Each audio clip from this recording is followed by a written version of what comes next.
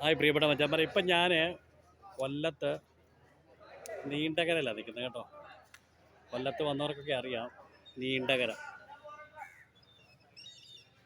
അങ്ങോട്ടൊക്കെ വരുന്ന മീനിൻ്റെ സമയമാണ്, സന്ധ്യ സമയമാണ്.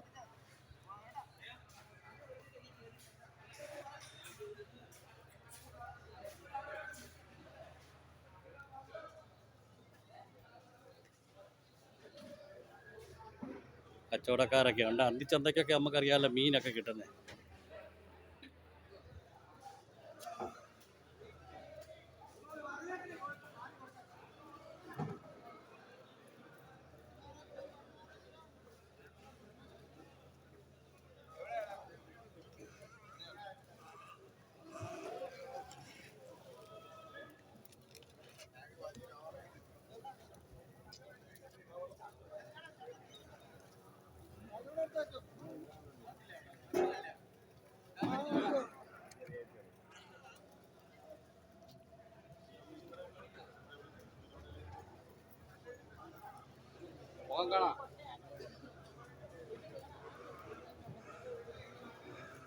മത്തിയൊക്കെ ഉണ്ട് കേട്ടോ, നല്ല സൂപ്പർ മത്തി, മായമില്ലാത്ത മത്തി.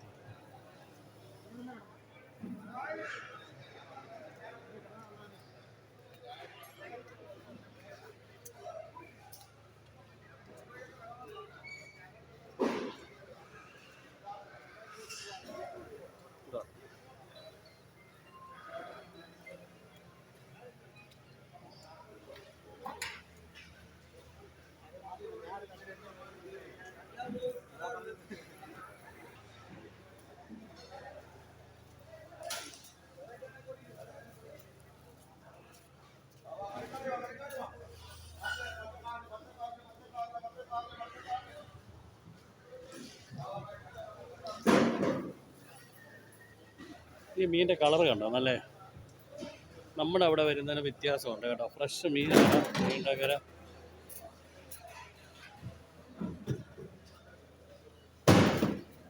ഇത് ഐസ് ഇട്ടേക്കുന്നു.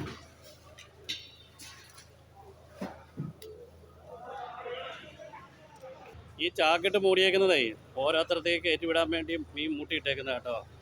ഇന്ന് വൈകിട്ടും നാളെയൊക്കെ ആയിട്ട് കയറും. നമ്മുടെ ആ സ്ഥലം, നമ്മുടെ പ്രദേശത്തൊക്കെ പിറ്റേ ദിവസം അല്ലെങ്കിൽ 2 ദിവസം കഴിഞ്ഞ് എത്തും. ഹൈ റേഞ്ചിലൊക്കെ ആണെങ്കിൽ, ഇടുക്കി ജില്ലയിലൊക്കെ ആണെങ്കിൽ 2-3 ദിവസമാക്കി എത്തും വല കേട്ടോ.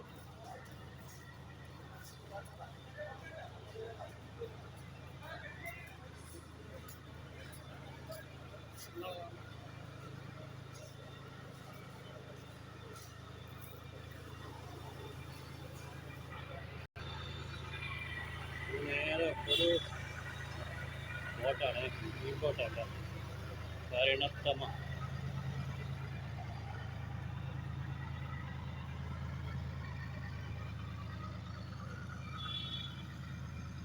ഈ കടലിൻ്റെ ഒരു ഭാഗമാണ് തോന്നുന്നു ഇവിടെ അല്ലേ, എന്നിട്ട് അങ്ങോട്ടാണ് കടൽ കിടക്കുന്നത്. ഒരു ദിവസം മുമ്പൊക്കെ മീൻ പിടിക്കാൻ വേണ്ടി പോകുന്നവരാണ്.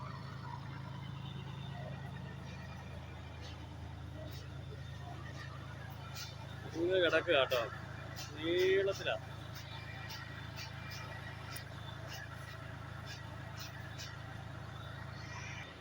ചില്ലറ മീൻ കൊടുക്കുവല്ലേ ഇവിടെ, ചില്ലറ മീൻ കൊടുക്കുവല്ലേ?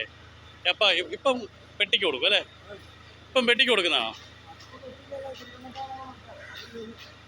നമുക്ക് പൊതുമാർക്കറ്റിൽ കിട്ടുന്ന വിലയാണോ അതോ വില കുറവായിരിക്കും? വില കുറവല്ലേ? മത്തിയാണ് ഇപ്പം മൊത്തമായിട്ട്. ഓക്കെ.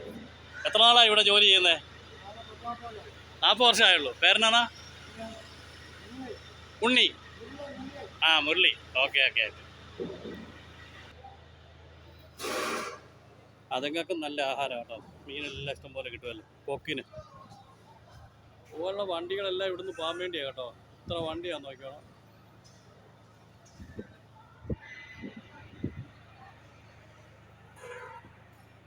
നീണ്ടകര കാണാൻ വേണ്ടി ഇഷ്ടംപോലെ ആൾക്കാരും വരുന്നുണ്ട് കേട്ടോ. ഇഷ്ടംപോലെ ആൾക്കാർ. നീണ്ട നിവർന്ന് കിടക്കും, ഇഷ്ടംപോലെ നീളത്തിലാണ് കിടക്കുന്ന വണ്ടി, ഇഷ്ടംപോലെ കണ്ടോ.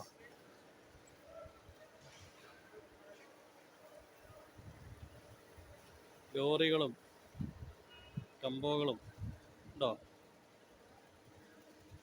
നീണ്ടകര പ്രദേശമൊക്കെ കാണാത്തവരും കാണുമല്ലോ നമ്മുടെ കൂട്ടത്തിൽ ഇഷ്ടം പോലെ.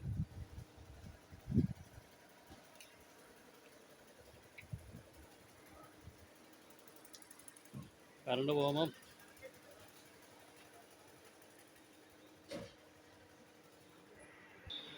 ഇവിടെ പ്രത്യേക ഒരു ഭാഷയാണ്. നമുക്ക് മീനിപ്പം കിട്ടത്തില്ല, അത് ലൂസായിട്ട് കൊടുക്കത്തില്ല. പ്രത്യേകിച്ച് ഒരു ബോട്ട് വരുമ്പോൾ മാത്രമേ കൊടുക്കുള്ളൂ എന്ന് പറയുന്നത്. എനിക്കിഷ്ടം മീൻ മേടിക്കണമെന്നുണ്ടായിരുന്നു, മത്തിയെ. ഇവർ ലൂസായിട്ട് കൊടുക്കത്തില്ല, കെട്ടിക്കണക്കെ കൊടുക്കുമായിരുന്നു. മത്തി ലൂസ് കൊടുക്കത്തില്ല മോനെ, ഈ കൊടുക്കത്തില്ലേ? ഇല്ലല്ലേ? വൈകുന്നേരം കൊടുക്കുമോ? അതോ ഇല്ല, കഴിഞ്ഞോ?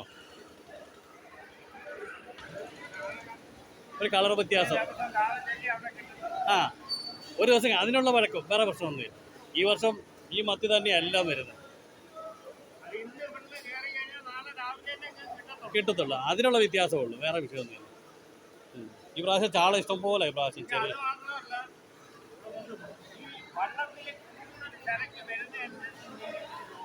ആ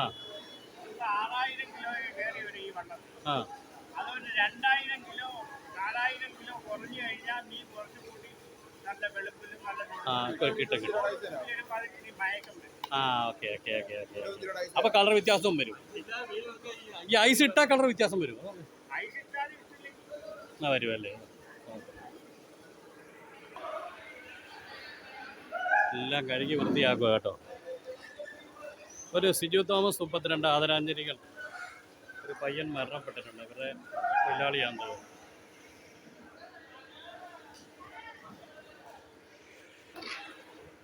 ഒരു പരിധി വരെ നോക്കിയേ, ഓരോ വള്ളത്തേലും ഓരോ ബോട്ടിൽ ഇരിക്കുന്ന കണ്ടോ, കൊക്ക് എത്ര ഉണ്ടെന്ന് നോക്കിയാൽ. അതിങ്ങളുടെ ഏറ്റവും വലിയ ആഹാരമാണ് ഇവിടുത്തെ മീൻ കേട്ടോ. ഇഷ്ടംപോലെ മീനും വേസ്റ്റുകളൊക്കെ വരുമല്ലോ, അതുകൊണ്ട് ജീവിക്കുന്നു കണ്ടോ.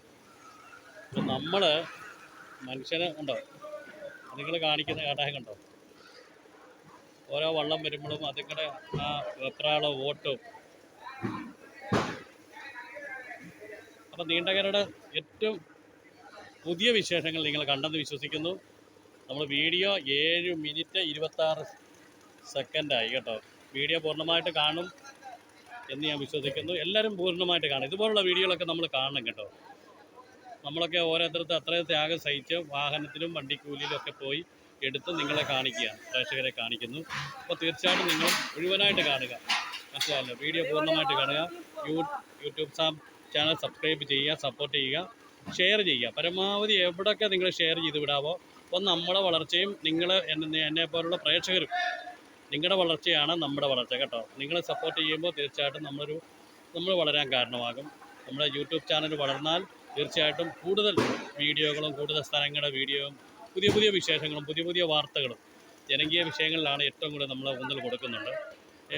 അപ്പം പിന്നെ സർക്കാരിൻ്റെ ശ്രദ്ധയിൽ കൊണ്ടുവരേണ്ട കാര്യം, ജനപ്രതിനിധിയുടെ ശ്രദ്ധയിൽ കൊണ്ടുവരേണ്ട കാര്യങ്ങൾ, അതുപോലെ തന്നെ നമ്മൾ ഒരു കാര്യം മനസ്സിലാക്കുക, ജനപ്രതിനിധികൾ ചെയ്യുന്ന കാര്യങ്ങൾ, നല്ല കാര്യങ്ങൾ, വികസന കാര്യങ്ങൾ, അവരെ ഒരിക്കലും നമ്മൾ പുറകോട്ടടിക്കാൻ പാടില്ല. മുന്നോട്ട് അവർ ചെയ്യുന്ന എല്ലാ കാര്യങ്ങളും നമ്മൾ നന്മയായിട്ട് നല്ലതായിട്ട് തന്നെ പുറത്തു കൊണ്ടുവരണം. അതാണ് ഉടനടി വാർത്തയുടെ ആഗ്രഹം. എല്ലാ ജനപ്രതിനിധികളും നമ്മൾ ഓരോ വിമർശനം ആ വിമർശനം ഉൾക്കൊണ്ടുകൊണ്ട് തന്നെ നല്ല രീതിയിലുള്ള പ്രവർത്തനങ്ങളുമായിട്ട് അവർ മുന്നോട്ട് പോട്ടെ. എല്ലാവിധ ആശംസകൾ അർപ്പിക്കുന്നു. നന്ദി, നമസ്കാരം. Okay, thank you.